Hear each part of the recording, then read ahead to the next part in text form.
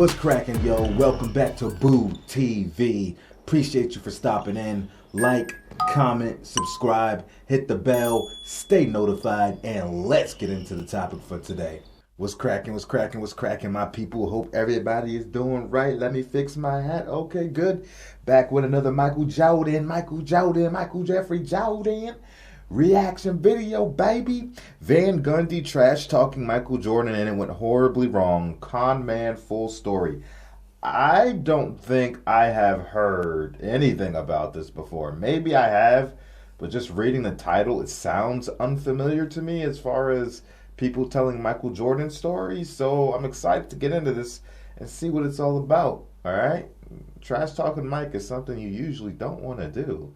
Let's get into it. Oh, before we get into it, go check out our reaction video playlist. And if you're a Michael Jordan fan, go check out our Michael Jordan playlist as well. Plenty of MJ content to get into, you feel me? Now let's rock with it. Welcome to another video in the 23-part series collection, 23 Michael Jordan videos in 23 days. Today we're looking at the day that Jeff Van Gundy called MJ a con man. Now you've probably heard this story, but I don't think you've heard it with NBA legends that were involved on this day talking about it together. We have players like Patrick Ewing, Michael Jordan, the man himself, Van Gundy, Allen Houston, Larry Johnson. Every NBA legend that was involved in this day that talks about it is involved in this video too.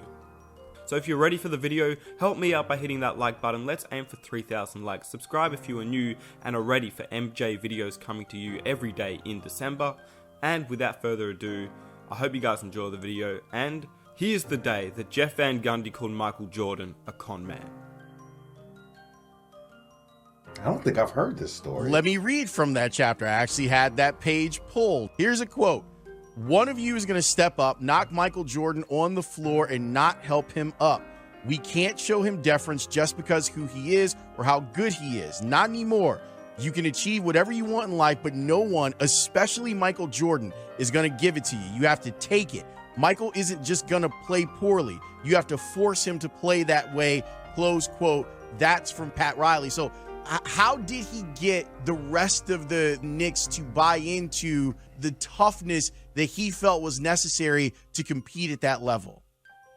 You even had my friend Charles Oakley saying we can't go to lunch, we can't go to dinner because Pat doesn't believe in fraternizing between the two of us. And this guy hit me harder than anybody else in the league, and he was my best friend. Patrick Ewing, we had the same agent. We came out at the same time, but we couldn't go to lunch. Why is this? You think I'm going to play against Patrick any different than I play against anybody else? No. And then you had your little guy who was on your staff who became the Knicks coach after you, Jeff Van Gundy. Any regrets about the comments made somewhat in jest about Michael Jordan? It seemed like he kind of took heat and lit up 51 points tonight. Any regrets? What's that now? What a response.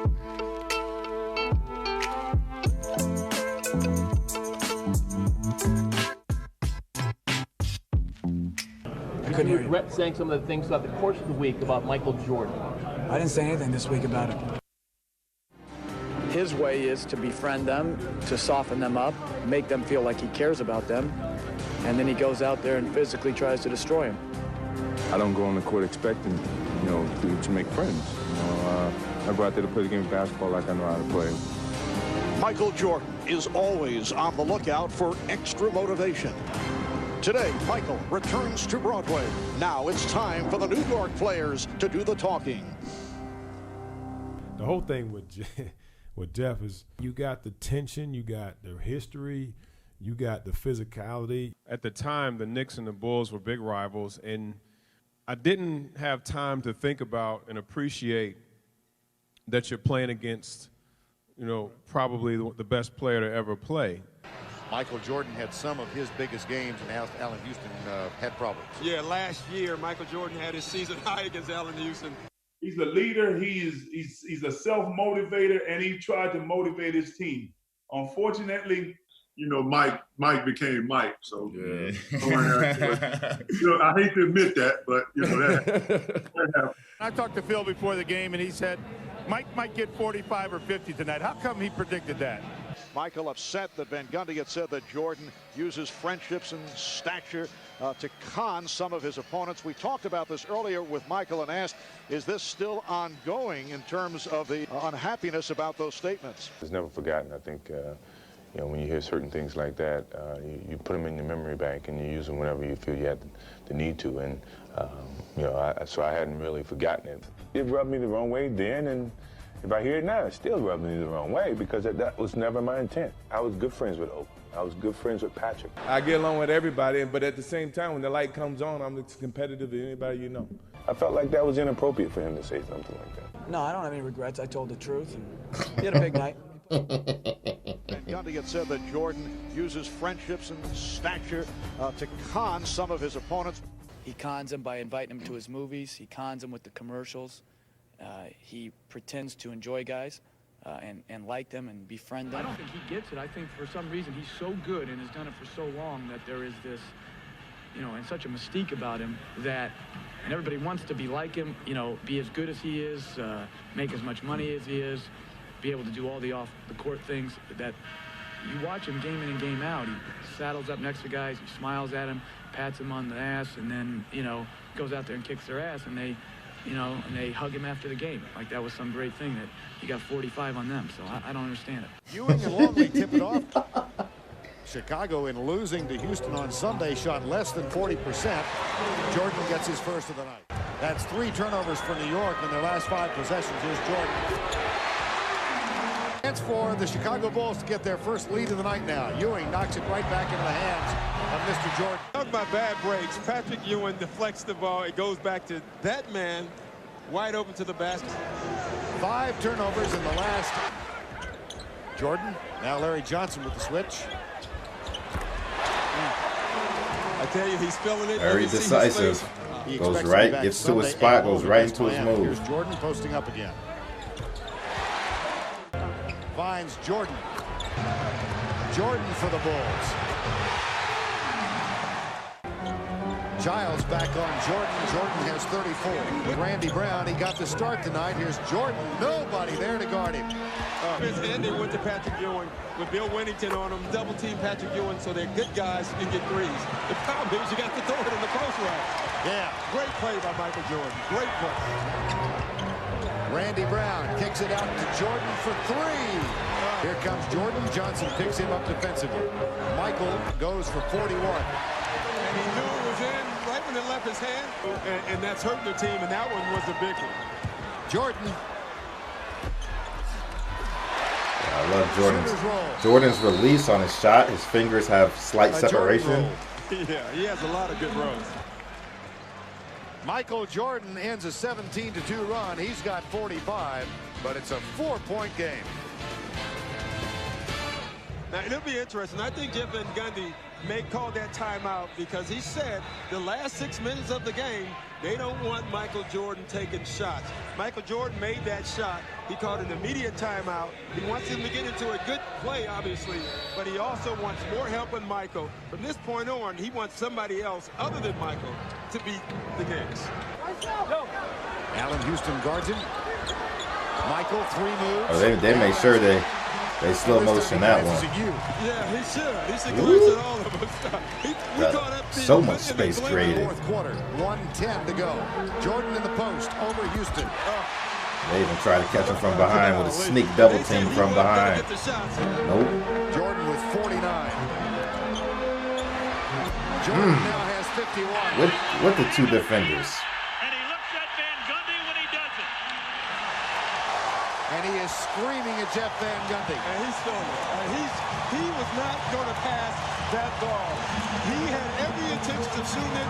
Guys on the Bulls are running around and never even looked. Phil Jackson told Dick Versace before the game in the locker room that Michael Jordan was upset with some comments Van Gundy had made because Jeff Van Gundy had said Jordan, with his friendships with other players around the league, lulls them. Look at that guy on the bench went like that to Mike. And then strikes like a viper. Well, he's a snake right now, I'll tell you that. 18 of 30, including in the fourth quarter. You ready for this? 12 of 14. Not surprisingly, Michael would burn the Knicks all game long. 18 points in the first quarter for Michael. Michael with 27 in the first half. An NBA season high 51 points left Van Gundy and the Knicks speechless. Van Gundy has a Jordan headache right now. Did you take it personally when Van Gundy called you a con man? Yes. You had some words for him. What did you say, and were you aware of his comments? I wouldn't want to say what I said on TV. What did you say to him after that last basket? Some choice words. Can you give us a clean version? No. Yeah, I noticed on the last basket you took a hard look at the Knick bench. I did. I think he said, calm down, you little hockey puck, or something like that. I'm not sure. It was something to that effect. He said I conned the players, I befriended them, and then I attack them on the basketball court. Where did that come from? He'd read the paper and saw the comments was in the paper. And What did he say to you guys after the game? no, he was just mentioning that he'd read the thing and talking about how Van Gundy said he was a con man and using his friendships on the court to take advantage of other players on other teams. But Michael likes that. He likes challenges. He likes guys to get on it because it forces him and makes him, drives him to be a better player. You know, I was aware of his comments, and, you know, when I'm on the basketball court, I compete. You know, when I step off the basketball court, I leave everything that happened on the basketball court on the basketball court. I respect every player in this league, and yeah, I have friends in this league, and I don't ask them, and I hope they don't change their approach to me on the basketball court, because certainly I don't change my approach to them. I was able to make some big shots. Everybody knew the ball was coming to him, and you knew you had to stop him. So you got to give him credit. When Jordan scores all the points, usually the other guys will look around and watch it. Michael's going to get his, but we just have to limit the other people.